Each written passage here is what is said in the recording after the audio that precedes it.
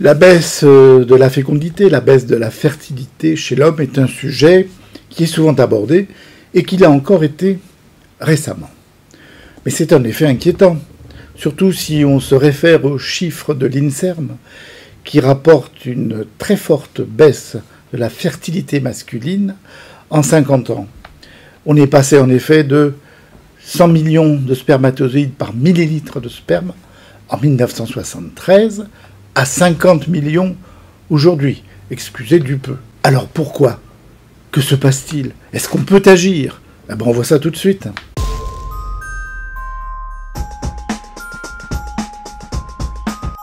En réalité, la baisse de la fécondité du sperme est beaucoup plus ancienne puisqu'elle a été identifiée dès 1938. Elle a été rapportée à plusieurs facteurs de notre environnement, qui nous concernent aussi, comme l'obésité, les maladies chroniques, les toxiques que nous fabriquons et qui sont dans notre environnement, comme les fameux perturbateurs endocriniens. Sans oublier le tabac et l'alcool. Je voudrais en préambule expliquer 3 points que je vais vous exposer. D'abord, étudier le sperme, c'est quoi? C'est étudier le nombre de spermatozoïdes par millilitre de sperme, étudier leur nombre, étudier leur mobilité, comme je viens de le suggérer, et étudier aussi leur morphologie, savoir s'il y a des anomalies entre la tête, le flagelle, etc. Et puis, plus compliqué, étudier leur capacité à féconder l'ovule. Le deuxième point, c'est de définir ce qu'est un perturbateur endocrinien. Un perturbateur endocrinien, c'est une substance qui va gêner l'action des hormones, ici les oestrogènes et la testostérone. Comment agissent ces hormones? Elles agissent en se fixant sur des récepteurs, et cette fixation sur le récepteur produit un effet dans la cellule, produit un effet dans les organes sexuels. Ici encore, la testostérone va augmenter la production de spermatozoïdes et leur maturation.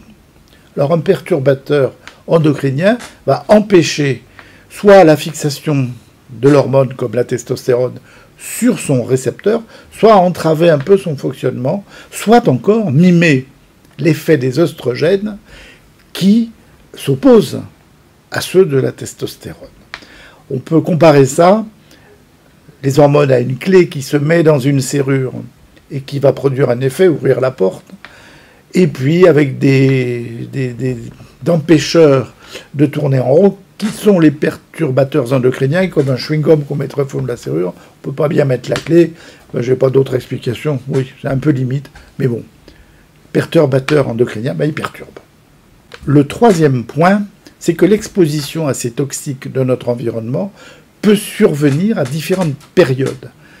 Soit pendant la grossesse, c'est là le jeune mâle en devenir qui est dans l'utérus, qui va être exposé à ces substances, de sorte que, à l'âge adulte, il pourra avoir des troubles concernant sa fertilité. D'autres périodes sont sensibles, comme la période postnatale immédiate, la petite enfance, la puberté et même l'âge adulte. Et c'est exactement ce que vient de publier une équipe finlandaise qui s'est intéressée à tous ces perturbateurs, à toutes ces substances qui peuvent perturber, qui peuvent modifier, qui peuvent diminuer la fertilité. Fumer, pas bon. Pas bon du tout. On connaît les méfaits du tabac, mais on en découvre tous les jours. Fumer pendant la grossesse, plus de 10 cigarettes par jour, c'est exposer le futur jeune mâle, ou moins jeune, à avoir une baisse de la fertilité. On observe en effet, beaucoup plus tard, une baisse du nombre de spermatozoïdes par millilitre chez les adultes dont la mère a fumé pendant la grossesse. Alors, le père qui fume, c'est moins net. Il y a aussi un petit effet, mais là, les études sont plus discordantes. Fumer à l'âge adulte, en revanche, c'est pas bon non plus. Bon, pour d'autres raisons, mais pour ça aussi. Il y a moins de mobilité des spermatozoïdes chez les fumeurs par rapport aux non-fumeurs. Et il y a beaucoup plus d'anomalies morphologiques qui touchent les spermatozoïdes. Alors, qu'est-ce qui est toxique dans le tabac? La nicotine, on ne sait pas, mais il y a des hydrocarbures polycycliques, il y a du benzène, il y a aussi des métaux lourds, et puis fumer provoque une production massive de radicaux libres. Pour l'alcool, c'est moins clair. Il y a des études qui montrent un effet de l'alcool sur une baisse de la fertilité, mais elles sont contredites par d'autres études qui, elles, ne montrent rien. Alors le hakik, enfin le cannabis, en revanche, a des effets. Fumer du cannabis entraîne une baisse du nombre de spermatozoïdes et de leur mobilité. Alors qu'est-ce qui, dans le cannabis, provoque ça? Il y a deux substances, le tétrahydrocannabinol, ou THC, et le cannabidiol, qu'on utilise en thérapeutique, qui agissent via des récepteurs. Or, il existe des récepteurs sur le testicule. Perturbateurs endocriniens. Ces perturbateurs endocriniens exercent leur effet soit pendant la grossesse, chez le futur jeune mâle qui est à ce moment-là dans l'utérus, qui aura dans sa vie adulte des problèmes de fertilité, soit pendant la petite enfance, soit à l'âge adulte. Carton plein. Il s'agit de produits largement utilisés dans l'industrie ou de pesticides. Commençons par le bisphénol A. Il s'agit de produits là utilisés dans l'industrie du plastique, dans les polycarbonates.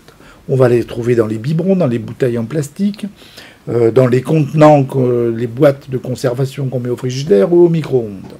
On les trouve aussi dans certaines boîtes de conserve et dans les ustensiles de cuisine en plastique.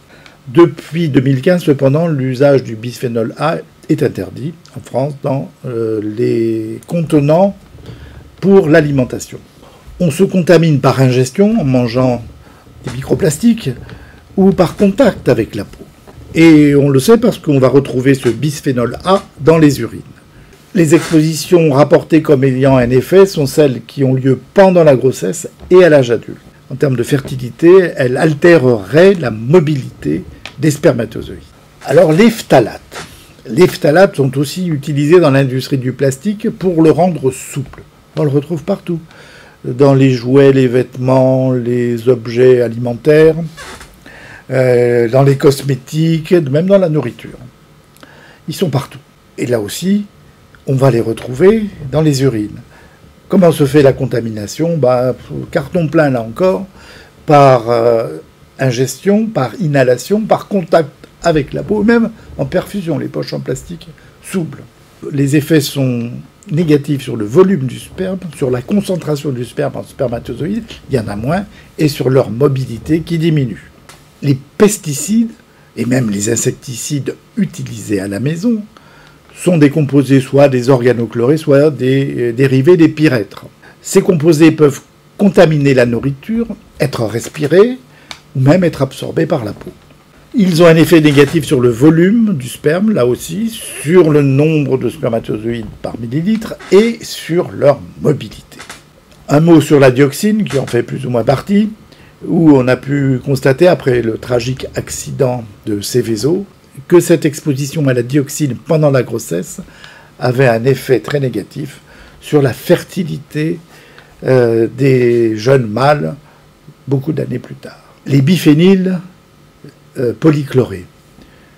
Il s'agit de composés dont l'utilisation est interdite en France depuis les années 80. C'est une espèce d'huile qu'on utilisait dans l'industrie électrique et l'industrie électronique, mais beaucoup dans d'autres applications. Alors vous me direz, c'est interdit. Ben oui, mais ils font partie de ce que l'on appelle les polluants éternels. Alors pourquoi éternels? Rien n'est éternel. Mais parce qu'on estime que leur demi-vie, c'est-à-dire la moitié, va disparaître, quelquefois seulement après 2700 ans. Un peu long quand même, vous ne trouvez pas? Et quand on les mange, ils sont stockés dans la graisse et évidemment, ils peuvent y rester longtemps.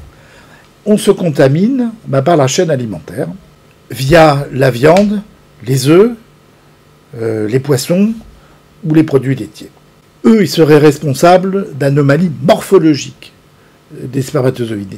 Ils entraîneraient la production de spermatozoïdes anormaux. On voit bien que les causes d'infertilité sont avant tout dues aux activités humaines et que la nature des composés et leur nombre, parce que j'ai cité les familles, ne manquent pas. Ils sont extrêmement nombreux. Et ça, c'est un vrai problème. Alors, qu'est-ce qu'on peut faire? Il vaut mieux éviter les conditionnements en plastique. Quand vous achetez des pommes, elles sont sur une barquette qui est souvent en plastique gris, on ne sait pas ce qu'il y a dedans, et puis c'est filmé par du plastique. Il faut éviter ça. Je ne sais pas quoi faire, il faut le boycotter, mais c'est insupportable. Évitez les bouteilles d'eau en plastique, mais il n'y a que ça. Citez-moi une marque dans les commentaires, je suis preneur, une marque d'eau minérale ou d'eau de source en bouteille de verre. Moi, j'en connais pas. Il faut aussi lire les étiquettes. On voit sans bisphénol A, ou on voit aussi dans les cosmétiques maintenant sans phtalate. Il faut mieux prendre ça qu'avec des phtalates. On vient de voir pourquoi. Et puis, l'effet négatif de ces produits ne se résume sans doute pas à une action sur la fertilité. Il y en a beaucoup d'autres. Il y a quand même moins de ces produits, perturbateurs endocriniens, dans les produits bio. Et cela a été montré, y compris pour les polluants éternels, ou dits éternels. Enfin, il y a le tabac, ça c'est facile de l'éliminer. Mais c'est surtout une autre histoire.